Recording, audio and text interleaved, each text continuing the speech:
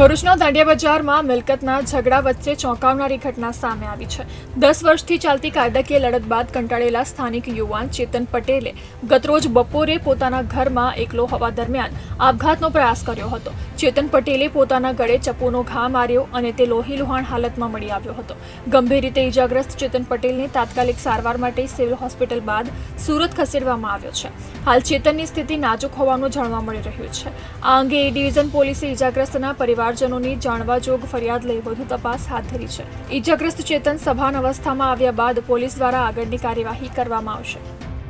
હવે અમારે 2013 થી કેસ ચાલે છે મકાનનો। હવે એ મકાન અમારું છે, મારા સસરાએ વર્ષો પહેલા લીધેલું 74 સાલમાં।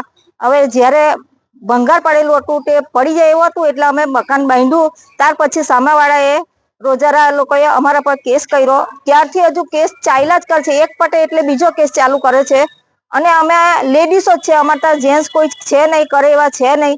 અમે વિધવા બાઈઓ છે, કામ કરીને ઘરે કામ કરીને ખાઈએ છીએ। અમારે 2 છોકરા છે ખાલી, એક મારા જેઠનો એક મારો છોકરો છે।